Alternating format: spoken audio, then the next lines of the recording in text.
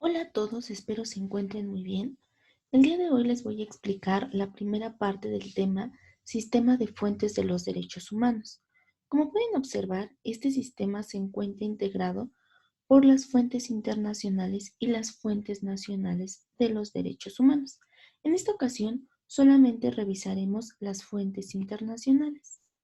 Estas fuentes son así denominadas porque surgen o se crean en organismos internacionales y por lo tanto son aplicables y reconocidas por una serie de estados o países. Dentro de estas fuentes podemos encontrar tres: los tratados internacionales, las normas jus cogens, la jurisprudencia y resoluciones de organismos internacionales de derechos humanos. Comencemos primero hablando de los tratados internacionales.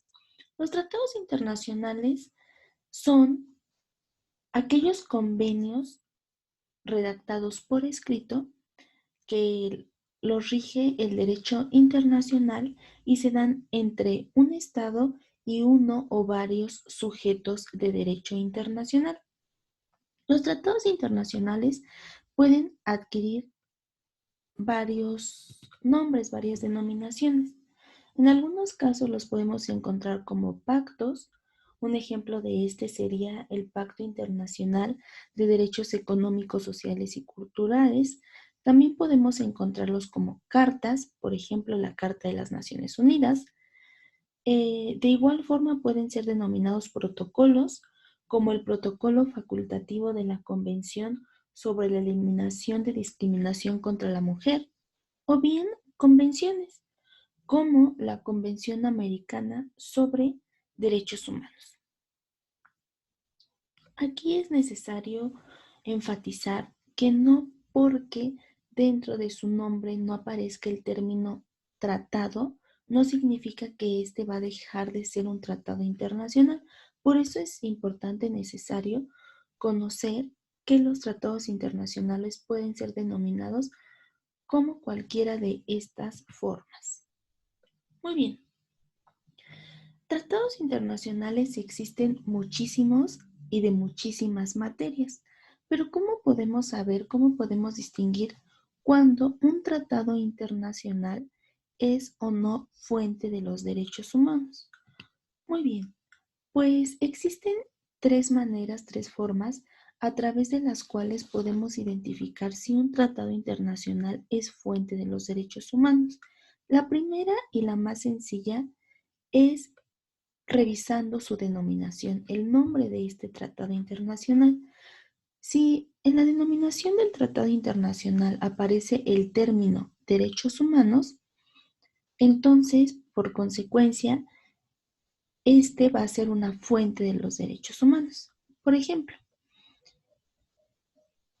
la Convención Americana sobre Derechos Humanos. Podemos observar que dentro de su nombre aparece el término de derechos humanos y por lo tanto es considerada una fuente de los derechos humanos. Estos tratados internacionales que en su nombre aparece el término derechos humanos son denominados tratados internacionales generales. ¿Y por qué son denominados así? Porque dentro de su articulado vamos a encontrar derechos humanos de todo tipo, ya sean civiles, políticos, económicos, sociales, culturales, ambientales, etcétera. No vamos a encontrar derechos humanos de un solo tema o de un solo tipo. Ahora bien, la segunda forma de encontrar un tratado internacional fuente de los derechos humanos revisando solamente su denominación es si en esta aparece algún derecho humano o algún grupo de derechos humanos. Un ejemplo de este es el Pacto Internacional de Derechos Económicos, Sociales y Culturales y el Pacto Internacional de Derechos Civiles y Políticos. ¿Por qué? Porque en su nombre, en la denominación de estos tratados, aparece un grupo de derechos humanos, como lo es los derechos económicos, sociales y culturales o los derechos civiles y políticos. Los derechos, los tratados internacionales que aparecen dentro de su nombre algún derecho humano también son considerados fuentes de los derechos humanos. Pero, ¿qué sucede si en el nombre de nuestro tratado internacional no aparece ni el término derechos humanos ni algún derecho humano o algún grupo de derechos humanos? Bueno, pues también podemos encontrar que en los tratados internacionales que son fuente de derechos humanos, se puede encontrar en su denominación que evitan la violación a algún derecho humano. Un ejemplo de esto es la Convención Interamericana para Prevenir y Sancionar la Tortura. Aquí podemos ver que no aparece en el nombre ningún derecho humano, pero sí aparece que busca evitar la violación de un derecho humano, que es busca evitar la tortura. Otro ejemplo de esta denominación puede ser la Convención contra la Tortura y otros tratos o penas crueles, inhumanos y degradantes. Tampoco aparece ningún derecho humano en específico, pero sí que busca evitar la violación a un derecho humano. Para estos dos últimos grupos que les acabo de mencionar, ya sea los tratados internacionales en los que aparece en específico algún derecho humano o algún grupo de derechos y los que aparece que evitan la violación a un derecho humano, se les denomina tratados internacionales específicos. Y se les llaman tratados internacionales específicos porque dentro de su articulado vamos a encontrar derechos humanos ya no de forma general de cualquier índole de los derechos humanos, sino que van a ser derechos humanos ya sea de un solo grupo o bien algunos más específicos como en esta convención para prevenir y sancionar la tortura, solamente vamos a encontrar todos los elementos necesarios para evitar la violación a ese derecho humano. Por eso se le denominan tratados internacionales específicos. Muy bien, esa sería una primera forma de establecer que un tratado internacional es fuente de los derechos humanos. Es la manera más sencilla de identificarlos. ¿Por qué? Porque lo único que debemos hacer es revisar el nombre del tratado internacional. Muy bien, ¿y qué sucede si ya revisamos la denominación y no entra en ninguna de las formas que se acaban de referir? Bueno, pues entonces ya tendremos que hacer un análisis un poquito más detallado, ir a buscar al articulado del Tratado Internacional de una forma muy general, nada más para conocer cuál es el objeto de este tratado internacional y si el objetivo de este tratado internacional es proteger los derechos humanos o algún derecho humano, entonces este tratado internacional se convierte inmediatamente en fuente de los derechos humanos, aunque en su denominación no aparezca ningún derecho humano. Un ejemplo de esta situación sería el convenio sobre las trabajadoras y trabajadores domésticos. Como podemos observar, en su denominación no aparece ningún derecho humano, ni el término derechos humanos, ni que se busca evitar la violación a un derecho humano, pero en el momento en que empezamos a revisar el tratado internacional podemos darnos cuenta que el fin de este es proteger los derechos humanos de las y los trabajadores domésticos. Entonces, por ese simple hecho, este tratado internacional se convierte en una fuente internacional de los derechos humanos. Ahora bien, si ya buscamos el objeto del tratado internacional y tampoco aparece que se protejan su objeto, su fin sea la protección de los derechos humanos, entonces tendremos que hacer una búsqueda más minuciosa dentro del articulado de este tratado internacional, revisar cada uno de los artículos para observar si en alguno de estos se amplía o consagra algún derecho humano. Un ejemplo de este caso sería el artículo 36 de la Convención de Viena sobre Relaciones Consulares. En este artículo aparece establecido de una forma bastante amplia el derecho humano al debido proceso. Entonces, a pesar de que en este tratado internacional ni siquiera su objetivo es la protección de los derechos humanos, encontramos que en uno de sus artículos se protege y se amplía un derecho humano. Entonces, al estar consagrado un derecho humano, se convierte inmediatamente en una fuente internacional de los derechos humanos. Como se puede observar, son tres formas a través de las cuales podemos distinguir qué tratados internacionales son fuentes de los derechos humanos, y con la explicación que les acabo de dar, pueden darse cuenta que es ir haciendo un análisis del tratado internacional de lo más visible, que sería su denominación, hasta lo más complejo, lo más detallado, que sería ir revisando cada uno de los artículos de este tratado internacional. Solamente así, haciendo este breve análisis, es como podremos saber si un tratado internacional es o no considerado fuente de los derechos humanos. Si terminamos, ya pasamos estas tres fases y no encontramos que nuestro tratado internacional entre en ninguna de estas tres, entonces este documento no va a ser considerado fuente de los derechos humanos. ¿De acuerdo? Muy bien.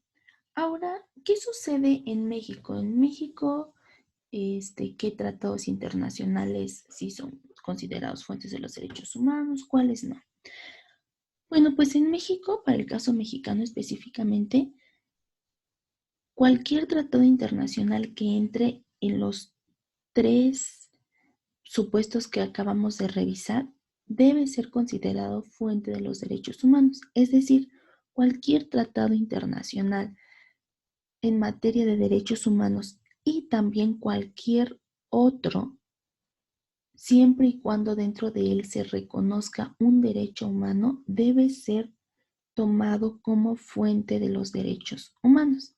En este sentido, les voy a mencionar algunos tratados internacionales que son fuente de los derechos humanos para el caso mexicano. Tenemos al Pacto Internacional de Derechos Económicos, Sociales y Culturales, al Pacto Internacional de Derechos Civiles y Políticos, Convención sobre los Derechos del Niño, la Convención sobre los Derechos de las Personas con Discapacidad, la Convención Interamericana para Prevenir y Sancionar la Tortura, la Convención Americana sobre Derechos Humanos, la Convención Internacional sobre la Eliminación de todas las formas de discriminación racial, la Convención Interamericana sobre Desaparición Forzada de Personas, y bueno, estos serían solamente algunos, hay bastantes, como les acabo de decir. Bueno, igual también ahí entraría la Convención de Viena sobre Relaciones Consulares, y bueno, etcétera. Todo esto sería respecto a los tratados internacionales. Ahora vamos a revisar la segunda fuente internacional, que son las normas Jus Cogens, las cuales también pueden ser denominadas normas perentorias u obligaciones erga omnes. Si las escuchamos, cualquiera de estas tres formas, estamos hablando de la misma norma. ¿Y qué son estas normas? Bueno, pues son disposiciones aceptadas y reconocidas internacionalmente como una norma que no admite ningún acuerdo en contrario. Aquí estaríamos hablando de una norma que no pasó por un proceso legislativo como sí lo es el Tratado Internacional. El Tratado Internacional es desarrollado por un comité, después es aceptado, hasta ser ratificado por los estados, por los países. La norma Jus Cogens no sucede así. Esta norma es declarada por organismos internacionales y por el simple hecho de ser declarada tiene que ser respetada por la comunidad internacional. Aquí, como pueden observar, no estamos hablando de ninguna ratificación, ninguna aceptación por parte de los estados sobre estas normas, nada más con el simple hecho de que sean declaradas por algún organismo internacional, deben de ser aceptadas y reconocidas por la comunidad internacional. Entonces, a lo mejor con esta explicación ustedes podrían decir, ¿y qué pasa con la soberanía? Los estados dejan de ser soberanos porque existe una norma que sin su consentimiento debe de ser aplicada y respetada. Pues sí, efectivamente, los estados dejan de ser soberanos para incurrir en actos contra la humanidad. Es decir, cuando un estado realiza algún acto contra la humanidad, o sea, un acto bárbaro, de la barbarie, por este tipo de normas que son las normas perentorias o jus cogens, como les quieran llamar, estos actos deben ser declarados nulos. ¿Por qué? Porque ya existe una norma que fue declarada y tiene que ser respetada a nivel internacional. ¿Y por qué?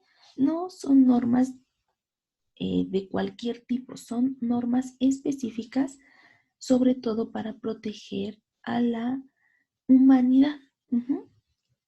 Bueno, un ejemplo de este tipo de normas es la prohibición de la tortura declarada por el Tribunal Penal Internacional para Yugoslavia. En un primer momento solamente fue declarada para Yugoslavia, pero posteriormente ya fue declarada como norma jus cogens y por lo tanto es actualmente reconocida a nivel internacional. Otro ejemplo puede ser la prohibición de discriminación racial declarada por la Corte Internacional de Justicia en el caso Barcelona o la prohibición de toda forma de discriminación declarada por la Corte Interamericana de Derechos Humanos en 2003.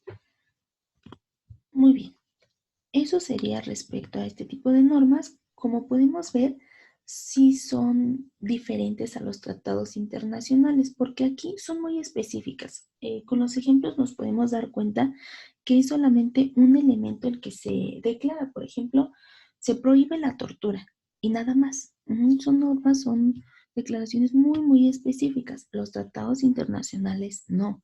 Los tratados internacionales son un poco más amplios, abordan varios derechos humanos, se hacen especificaciones, etcétera. Y una diferencia más entre ambos es que los tratados internacionales, para ser considerados fuentes de los derechos humanos, tienen que ser ratificados por los estados, es decir, tienen que ser aceptados por los países y solamente los aceptan los países que así lo deciden. Si, por ejemplo, Guatemala no quiere aceptar la Convención Interamericana para la Eliminación de todas las formas de discriminación, está en su derecho, tiene la soberanía para no aceptar ese tratado internacional y las normas jus cogens no es así. Acuérdense que aquí no tienen que ser aceptadas, aquí con el simple hecho de que sean declaradas deben de ser aceptadas por la comunidad internacional. Ahora bien, esto sería los tratados internacionales y las normas jus cogens son documentos jurídicos. Ahora vamos a pasar a la tercera fuente internacional de los derechos humanos, que ya estaríamos hablando aquí de resoluciones emitidos por organismos internacionales de protección a los derechos humanos. Aquí estaríamos hablando de dos tipos de resoluciones. La primera es las jurisprudencias que las emiten los tribunales internacionales y la segunda serían otras resoluciones, dictámenes, etcétera, emitidos por otras instancias de protección a los derechos humanos que no son tribunales. Vamos a empezar hablando de la jurisprudencia. ¿Qué es la jurisprudencia? Bueno, pues son, como ya saben, son un conjunto de decisiones emanadas de tribunales, en este caso internacionales, que salen de aplicar una norma a un caso concreto. Estas decisiones son obligatorias para las partes de este caso, a la cual fue aplicada la norma, por los tribunales y por algunas autoridades. Los tribunales internacionales son los que desarrollan, los que crean, los que conforman la jurisprudencia internacional. Estos tribunales internacionales lo que hacen es que al resolver los casos concretos desarrollan el contenido de los derechos humanos consagrados en los tratados internacionales. ¿Y qué significa esto? Bueno, pues ustedes podrán revisar, bueno, como ya lo han estado revisando en la Declaración Universal de los Derechos Humanos, no se aborda, no se explica de manera amplia cada uno de los derechos humanos. Simplemente nada más se van mencionando los derechos humanos. Y lo que hacen los tribunales internacionales es hacer una explicación más amplia de los límites, los alcances de los derechos humanos, para así ir generando estándares, líneas, guías que deben ser observadas por los estados. Un ejemplo, en la Declaración Universal, en el artículo 9, establece que nadie puede ser arbitrariamente detenido ni preso. Entonces nosotros podemos observar que en la norma jurídica, o sea, en el Tratado Internacional, pues solamente se menciona. Y la tarea de los tribunales internacionales es ir desarrollando este derecho humano, irlo explicando, ver hasta dónde alcanza este derecho, cuáles son sus límites, irlo explicando para evitar las famosas lagunas. Ajá, esa es la tarea de los tribunales internacionales. Y ahora bien, estas resoluciones, esta jurisprudencia, ¿qué estados están obligados a hacerla valer, a respetar, a atenderla? Bueno, pues dependiendo.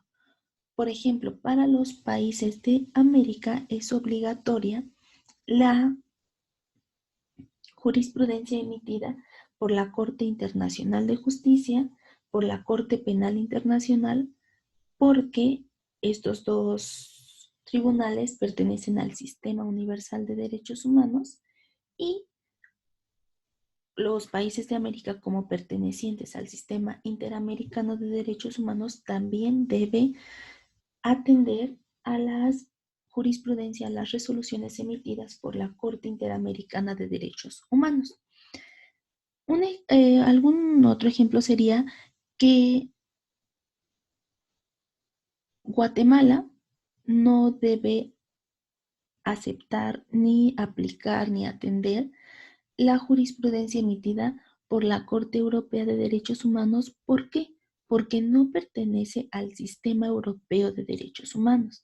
Al pertenecer al Sistema Interamericano de Derechos Humanos, solamente va a estar atendiendo y respetando la jurisprudencia emitida por la Corte Interamericana de Derechos Humanos, y viceversa. Un país europeo no debe atender ni respetar la jurisprudencia emitida por la Corte Interamericana de Derechos Humanos. Muy bien. Esto sería con respecto a la jurisprudencia. Ahora vamos a revisar las resoluciones, qué sucede con las resoluciones emitidas por los organismos no jurisdiccionales de protección a los derechos humanos. Ahorita lo que acabamos de revisar, que es la jurisprudencia, recuerden que es emitida por los tribunales, que son organismos jurisdiccionales de protección a los derechos humanos. Ahora bien, ¿qué pasa con las otras instancias de justicia? Bueno, Con los órganos no jurisdiccionales y cuasi jurisdiccionales, ya sabemos que emiten resoluciones, dictámenes, recomendaciones que no son obligatorias, pero sí son muy necesarias para ir delineando una forma de interpretar y aplicar los derechos humanos. A pesar de que no son obligatorias, los estados suelen atenderlas, aplicarlas, sobre todo porque les van dando una idea, les van guiando de cómo interpretar y aplicar los derechos humanos. Uh-huh. Y bueno, entre los tribunales internacionales y las demás instancias no jurisdiccionales de protección a los derechos humanos, suele haber una comunicación muy cercana en la que complementan las resoluciones de los tribunales con las de otros organismos, se van citando en sus resoluciones, en la jurisprudencia, recomendaciones, etcétera, y así se va creando un diálogo judicial, el cual es muy importante porque al tener este diálogo van caminando sobre una misma línea y así se va construyendo un mismo discurso sobre los derechos humanos. Es decir, este diálogo es, insisto, es muy importante porque así se van teniendo, se va construyendo una misma idea sobre los derechos humanos, lo cual hace más sencillo que para que se apliquen, entiendan, interpreten, respeten, garanticen los derechos humanos dentro de los estados. Si esto no sucediera, si este diálogo judicial no existiera, sería muy complicado el ir interpretando y aplicando los derechos humanos, porque imagínense que cada organismo dijera cosas diferentes y entonces al momento en que las autoridades nacionales quieren retomar alguna jurisprudencia, algún documento internacional, una resolución y las ven con conceptos divergentes, entonces sería un conflicto porque dirían, bueno, ¿cuál voy a aplicar?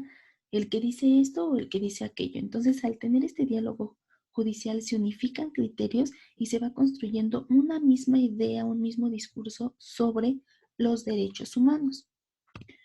Muy bien, esto sería todo respecto a las fuentes internacionales de los derechos humanos.